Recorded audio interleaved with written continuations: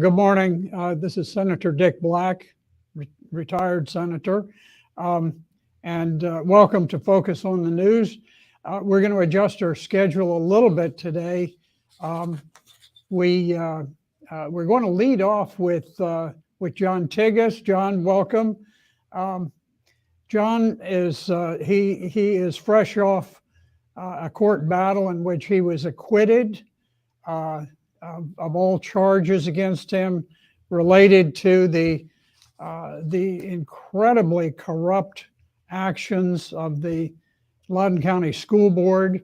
And so we're gonna talk about the Loudoun County School Board and all of the surrounding issues there.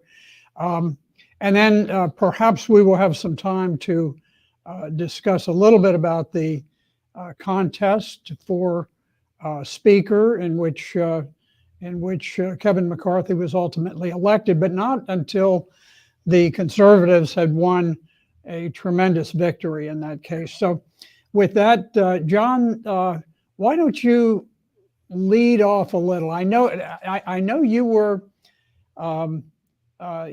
under the gun.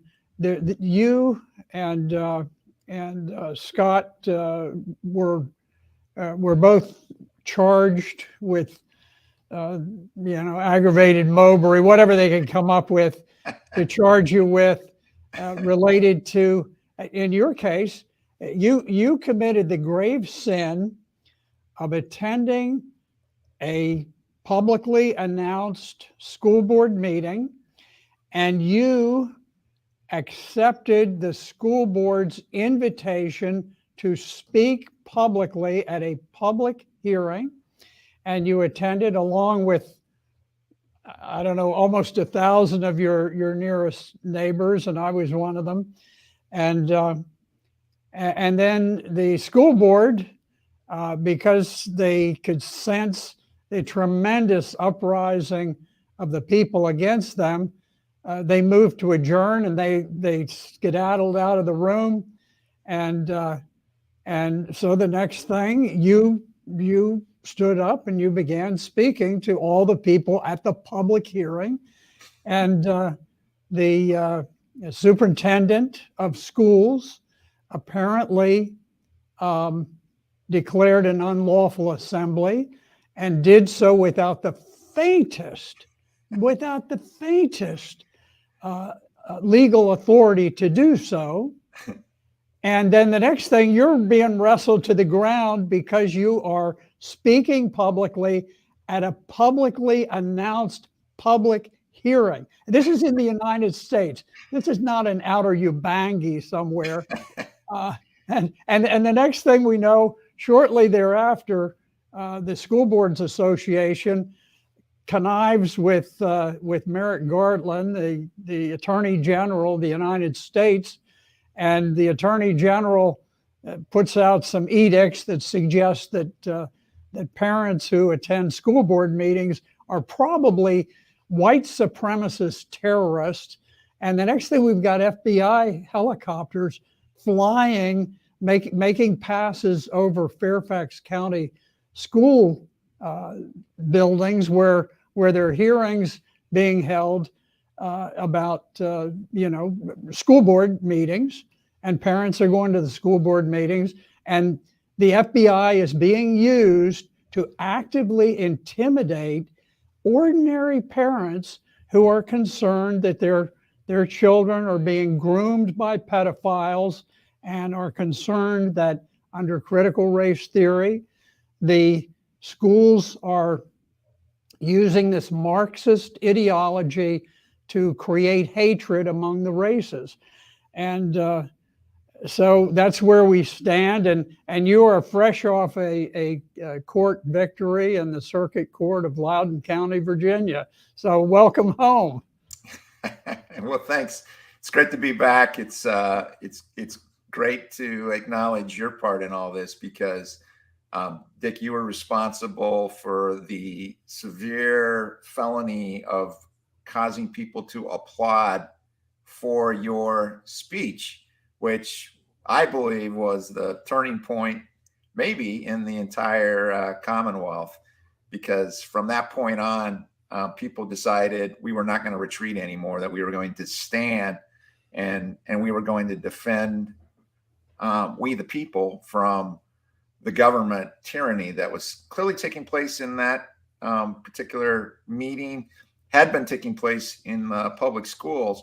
But interestingly enough, I think what we discovered through all this is that the corruption goes way beyond the public schools into the justice system, both, as you noted, federally, but locally as well. And, you know, Merrick Garland would never have been able to have declared people like myself and Scott Smith domestic terrorists had the sheriff's department not acted upon the now disgraced Ziegler's illegal command to arrest people, calling it a unlawful assembly.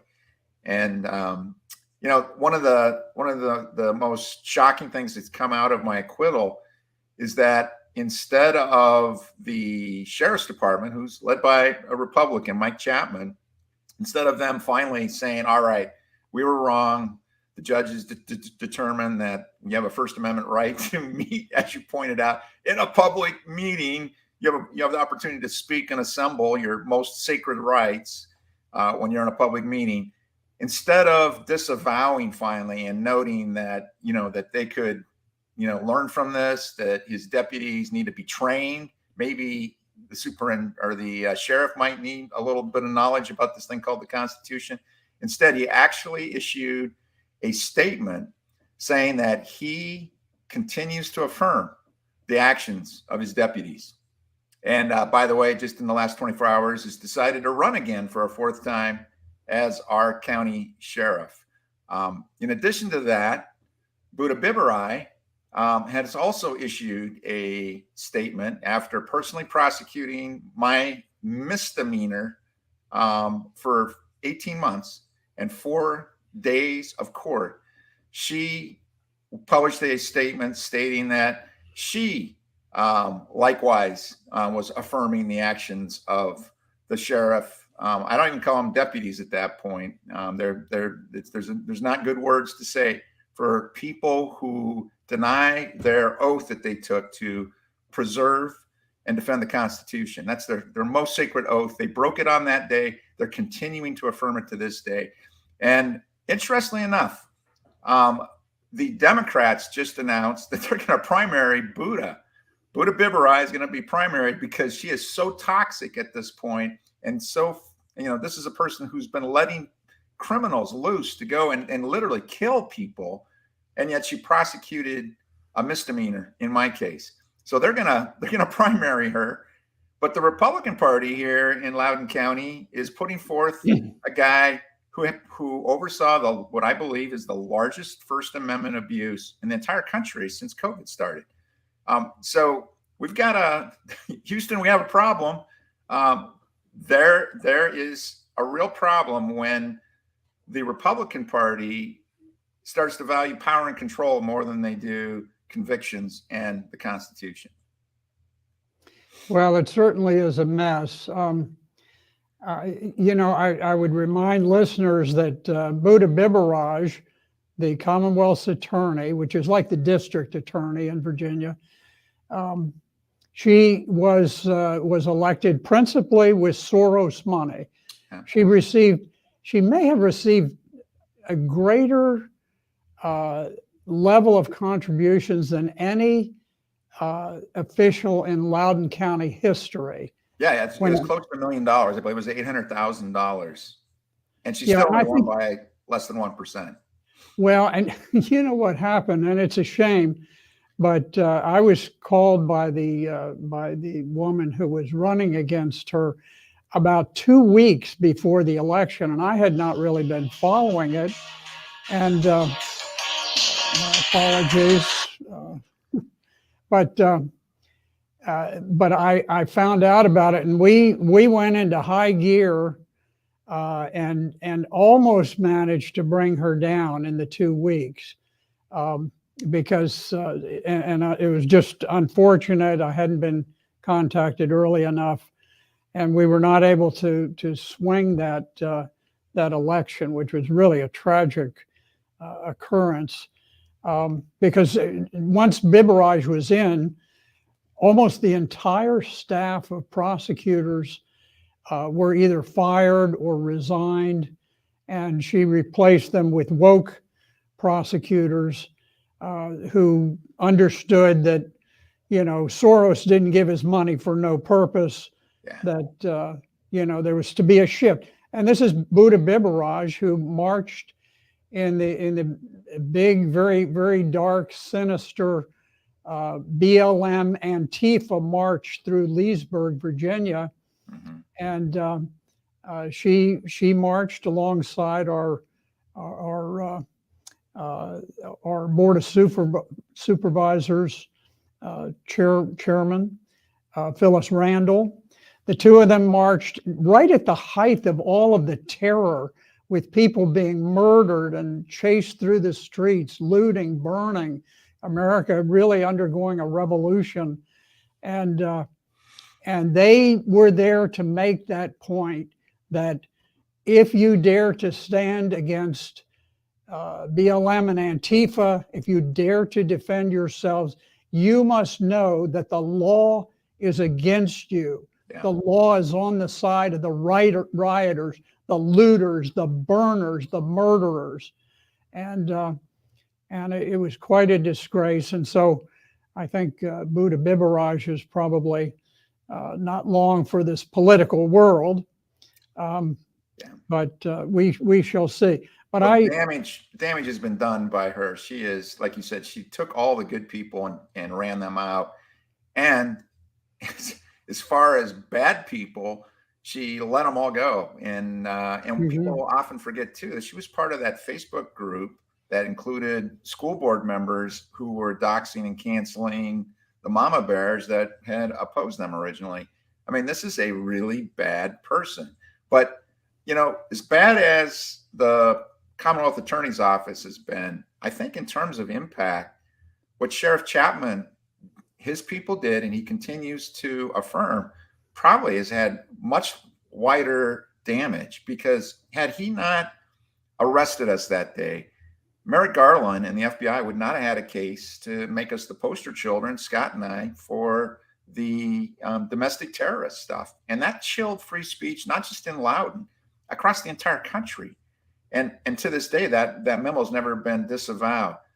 On top of that, Sheriff Chapman was subpoenaed to testify at my trial. He could have testified there on the behalf of Loudoun County people. And he disobeyed and ignored a lawful subpoena.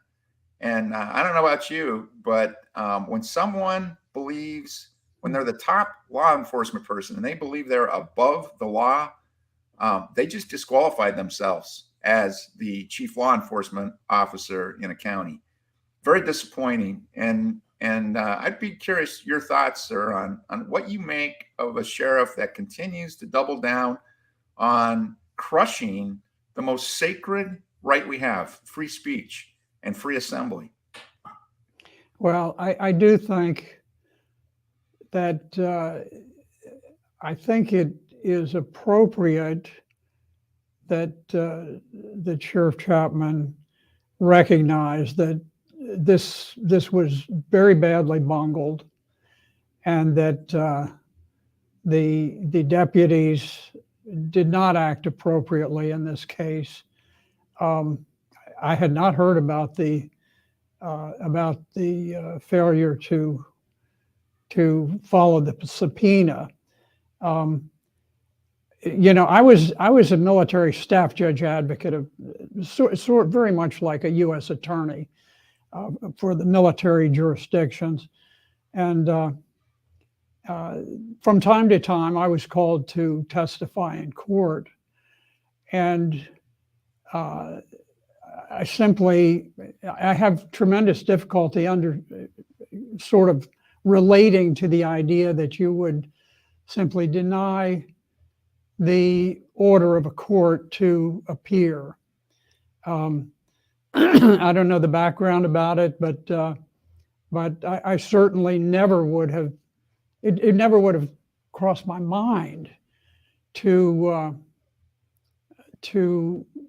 disobey the lawful order of a court. So, but I noticed the picture of the deputy who was manhandling you in the school board meeting.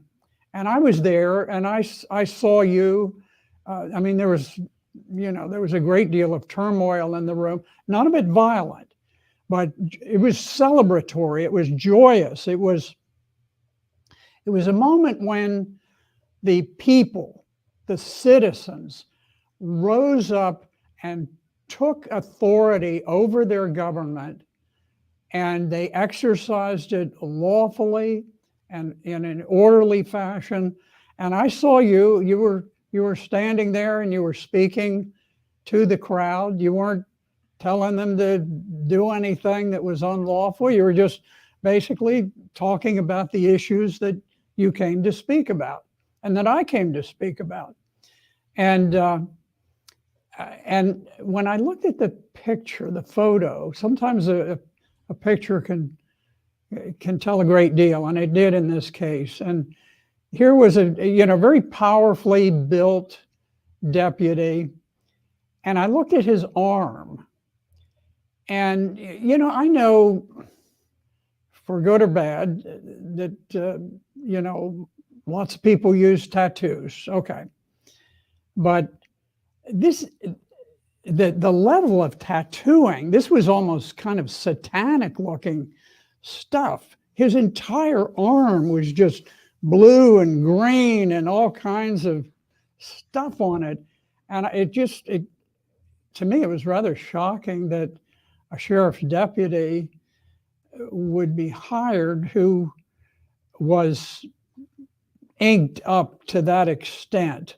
We're not talking hired is the right term, because most of the folks there that day were actually rent-a-cops, which raises a whole nother issue where they actually were being paid by the superintendent.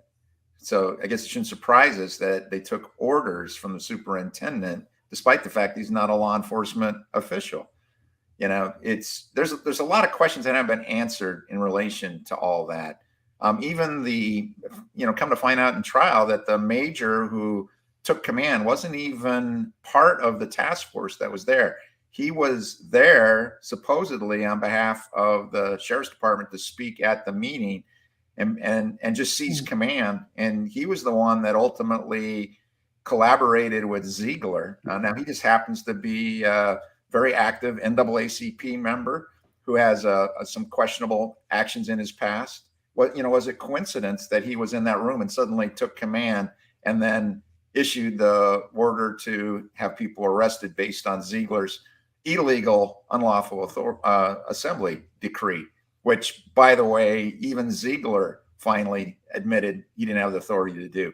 There's a lot of things there that just, it seems like it's hard not to connect the dots and go, there is some serious corruption going on between the sheriff's office, the school board. Not everybody by any means. I have huge respect for most of the sheriff's office, but ultimately, you and I were in the military.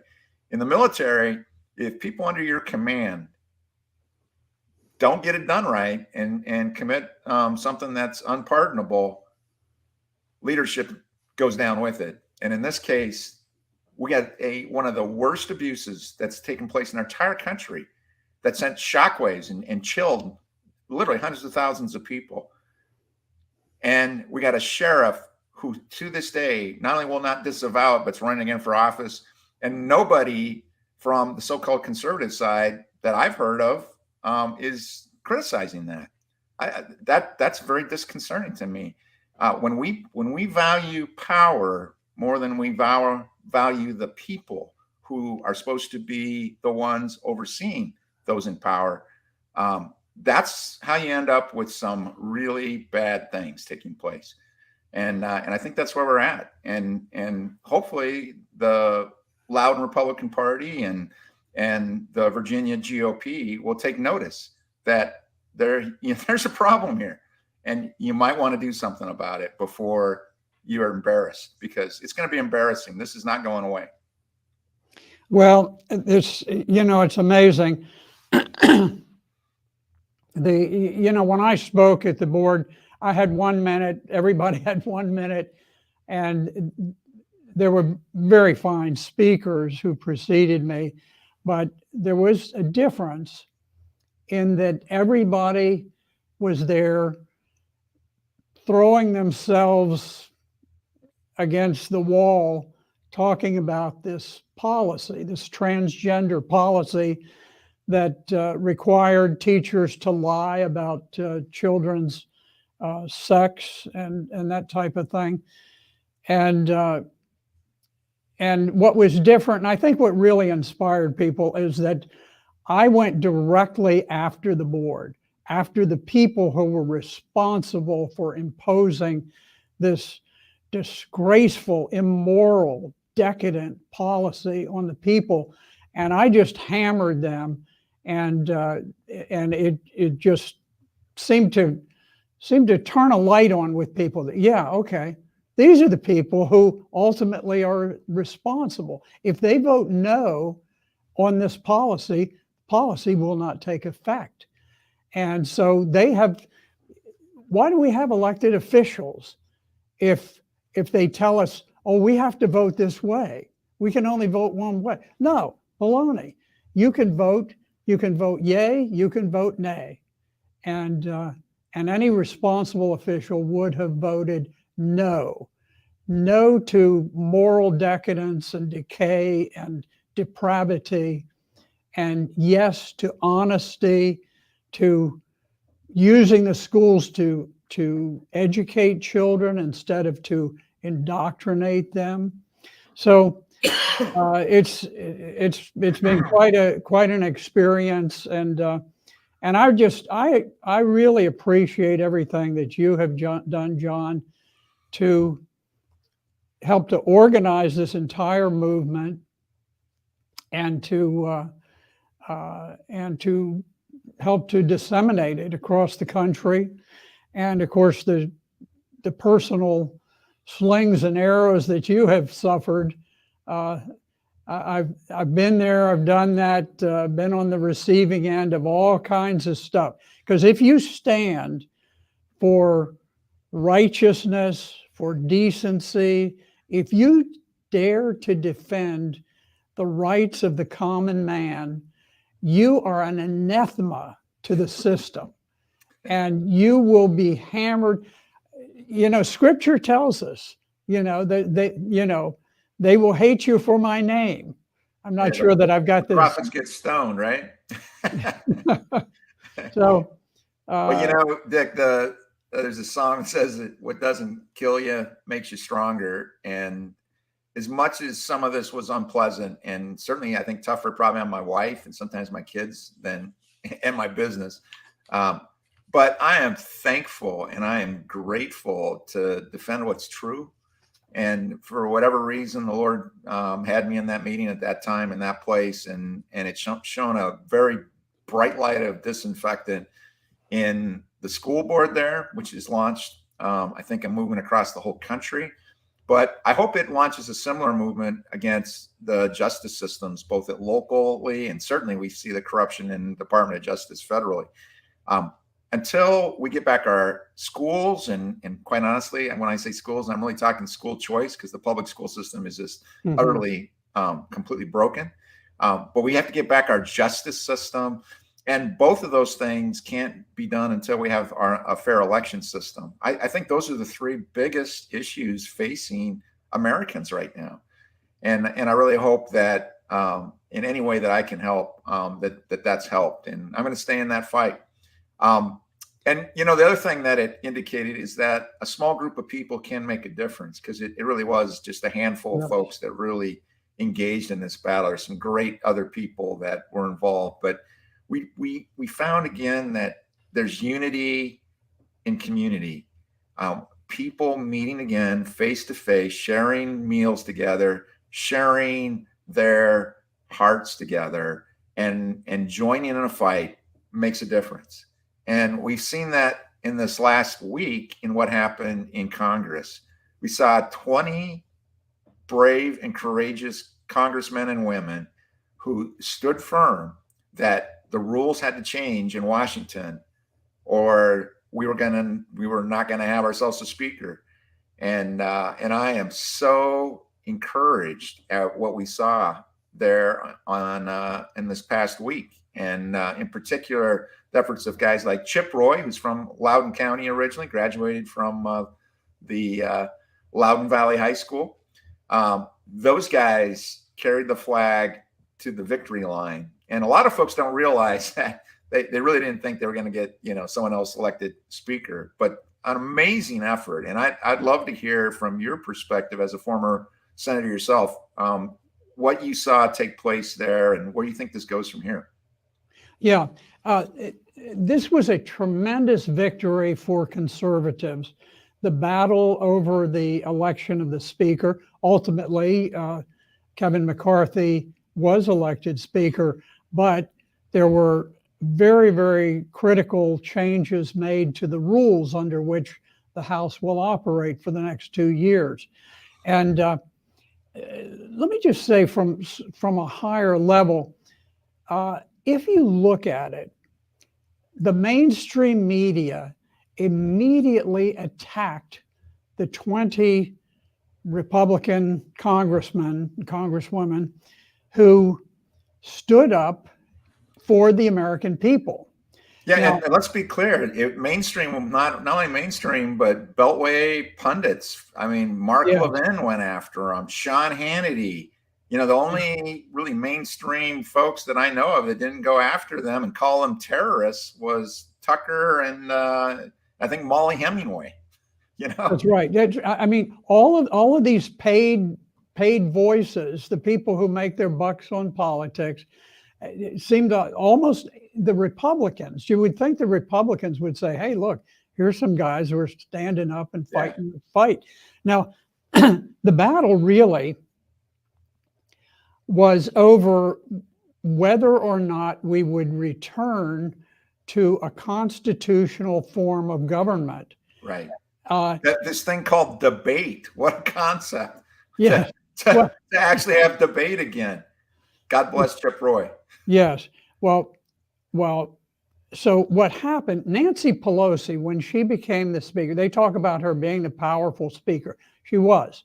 And basically, she took away the authority, the constitutional authority of the congressmen, congresswomen from all across the country who are elected by the people to go and represent them in Washington.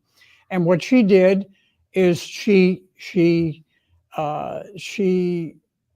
centralized power to herself, so that when we had a budget, basically it was Nancy Pelosi and a bunch of bureaucrats working for Nancy Pelosi, and she decided what that budget was going to say, what it was going to do, how much money there was. And of course, it was completely in the speaker's command for everything, and no opportunity to see bills in time to even read them. Thousands of pages, trillions of dollars. I mean, it was just ridiculous. And that's why it was so great that folks like Chip and Jim Jordan and the others that joined in, that they stood firm, that we had to, all they were asking was a return back to the people's house to belong to the people again, and belong to congressmen and women who could actually file things called amendments. I mean, it was, we had a great nonsensical. It's ridiculous. And again, people really showed themselves for who they were. What Dan Crenshaw did, it was just ridiculous. People attacking Matt Gaetz, that one congressman that had to practically be choked to keep him from going after Gaetz, all because they dared to say, you know what, we're not going forward with anything until this returns to the people's house. It's amazing that the media and the pundits were able to create this notion that somehow a person needs to just simply go with the flow, that the job of an elected official is to sort of follow the powerful path of least resistance and spend money, which is ultimately where they were talking about. Every day that Congress wasn't in session probably saved billions of dollars just by that alone. I think That's there's a lot right. of people that were just fine with that. I'd have been happy having them tied up for a month. But let me just run through some of the things that they did accomplish. First of all, the motion to vacate the chair. This has been traditional. I don't know when it started, but maybe it's always been there. But traditionally, a single member could rise and make a motion to vacate the chair. Now there's a vote that takes place, and maybe if it's a frivolous motion to vacate the chair, it goes nowhere and it's defeated and they move on. But what this is doing is it's restoring the process in place before Nancy Pelosi did away with the motion to vacate. So you had all these Republican pundits and all these people saying, we need to do it the way Nancy Pelosi told us to do it. We can't go back to the way that the Constitution tells us to do. So one was the motion to vacate the chair. Another thing, and this is so fundamental, is that it's now going to be necessary to pass 12 separate appropriations bills. Instead of having one omnibus bill that shows up on the congressman's desks 5 minutes before the vote is held, and here it stands 3 feet tall and it's still smoking hot off the presses. They never are able to read a single word of it, and they have to vote on it. Now, instead of that, now we have 12 separate appropriations bills. And not only that, which but is what it used to be, right? I mean, that's how it always used to work. It has been that way. I mean, probably since George Washington was the president, until Nancy Pelosi did away with the whole structure. So they've gotten this back to where we now have a constitutional appropriations process. It's still a little hard to tell from all the reporting, but apparently overall spending is capped at 1.5 trillion roughly. And we do know that under the arrangement that they have, they're now going to have to spend within a budget. Instead of just telling the Secretary of Treasury to run the printing presses day and night, put out some contracts for some people to print more cash and haul it around in trucks. Now they're going to have to work within a budget. And horror of horrors, on discretionary spending, it is going to pit the welfare state against the warfare state. And people are going to say, well, wait a minute.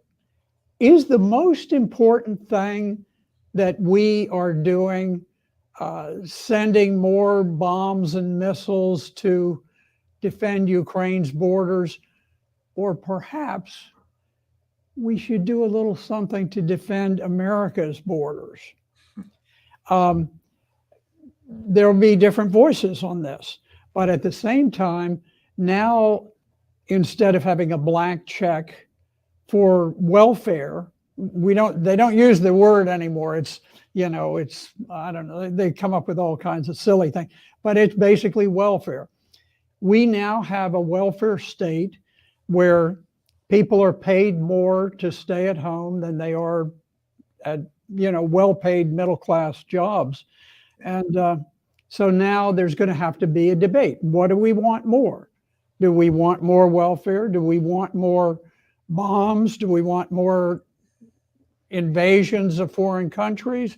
What's highest on the agenda? So that's going to be a big thing. These are monumental changes that return us to the government that was formed by the founders of the Constitution and that survived reasonably intact up until just the last 10 or 20 years. So it's a tremendous advance. The group of 20 deserve the support of all of us and the accolades of all of us, because they have helped to restore free government, a government of the people, to the United States. And I just say, thank God they were there. Yeah. Now, let me just give you one thing. When I was in the Senate, it was a very closely divided Senate. We had 21 Republican members, and then there were 19 Democrat members. So if one Republican broke ranks, it caused issues. Yeah. Well, I was the Republican who broke ranks from time to time, not often and not frivolously. But in one case, Governor Terry McAuliffe, a deeply corrupt politician, he had promised to put 600,000 Virginians on the welfare rolls through Medicaid expansion. And this was his premier, his signature promise when he ran for governor.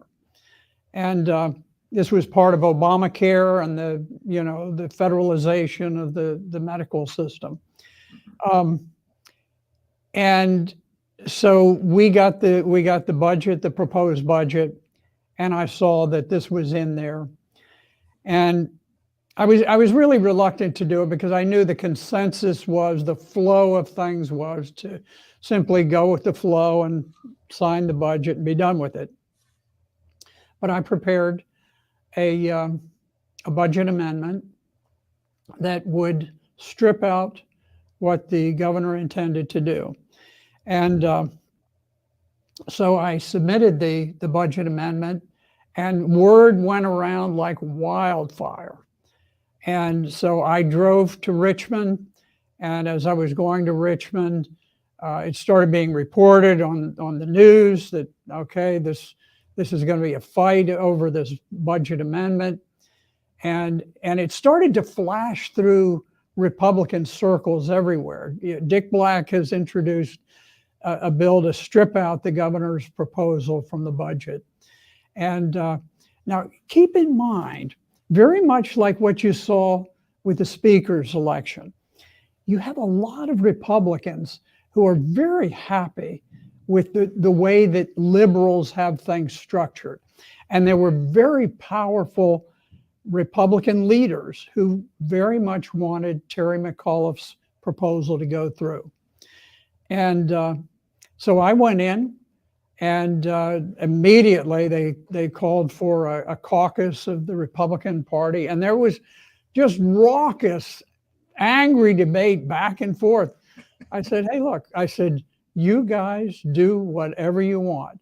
I said, I promised that I would not vote for Medicaid expansion. I have no intention of doing so. You can vote for my amendment. You can vote against it. Here's the thing. They didn't want to vote against my amendment because most of them had promised the same thing I promised, and they just didn't want to deal with it. Yeah. So my intransigence just log jammed the entire legislature, House and Senate, for 12 hours. The whole thing was totally shut down, people running in and out, people yelling at me, calling different caucus meetings and so forth. And, I'm not angry. I just know what the rules say, what the law says, and I intend to introduce the amendment. And so at the final moment, what was his name? That great fellow who was in the Senate, later became a congressman. Anyway, he sent out this thing, some sort of a hashtag, no